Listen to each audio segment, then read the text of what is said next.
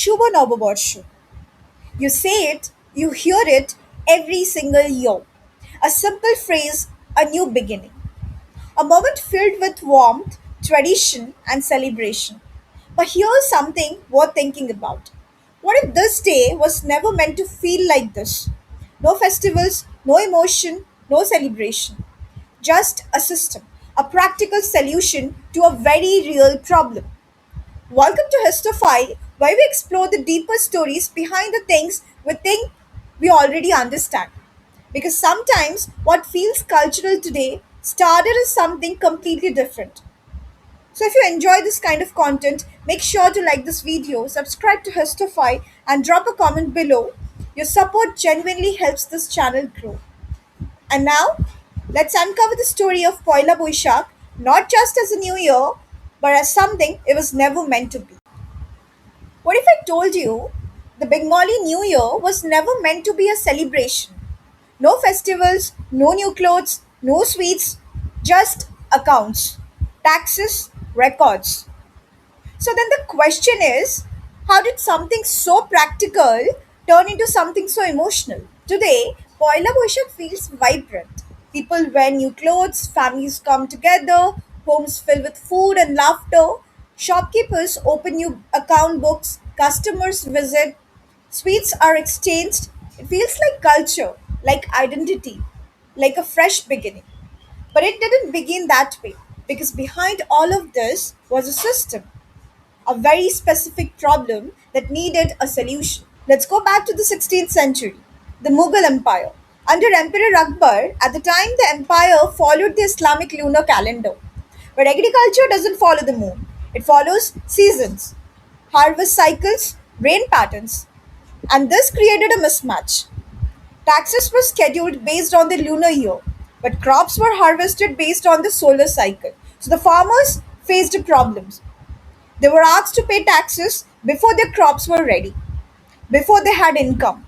This created pressure, delays, uncertainty. The system wasn't working and it needed to change.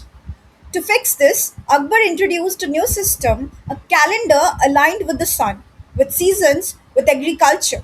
This became known as the Bangabd or Bengali calendar.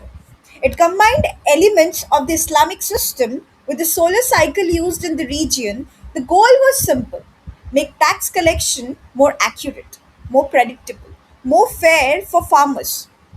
The new year marked the beginning of a revenue cycle, a clear starting point for accounts.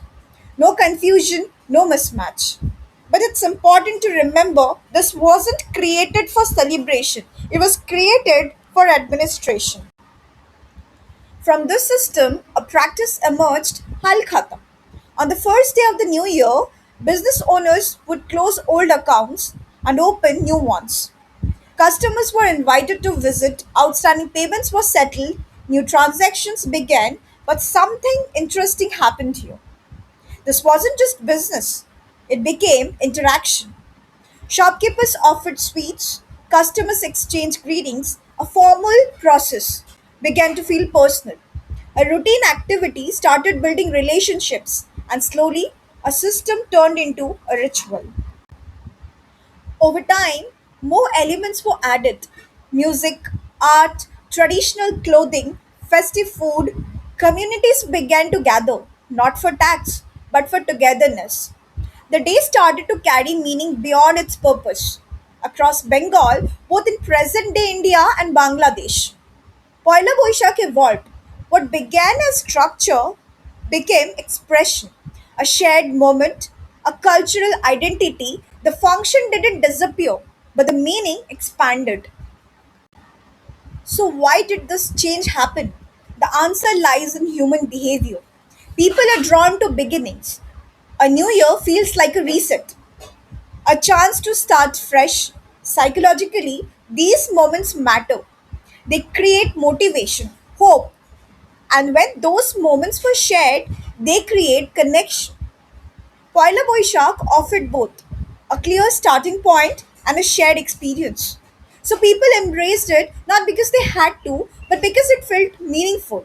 And over time, that meaning became tradition. Today, Poila Boishak is no longer about taxes.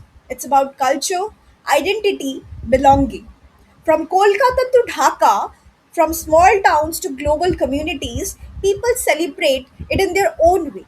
Through food, through clothing, through gatherings, it connects generations, past and present.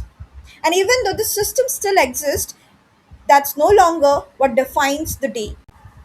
Poila Boishak didn't begin as a celebration, it began as a solution, a way to fix a problem, to bring order to a system. But over time, people gave it meaning. They added emotion, connection, identity, and slowly it became something more. A reminder that even the simplest systems can turn into something deeply human. So the next time you say Shubha Noboborsho, think about what you're really celebrating. Not just a new year, but a story that began with systems, numbers, and necessity, and slowly turned into something human, something emotional, something yours. Strange how that happens, isn't it? If you enjoyed this kind of storytelling, make sure to like this video, subscribe to Histify, and share it with someone who celebrates Poila Boishak every year. And drop a comment below. What does this day mean to you? Because your small support really helps this channel grow and keeps the stories coming. I'll see you in the next story.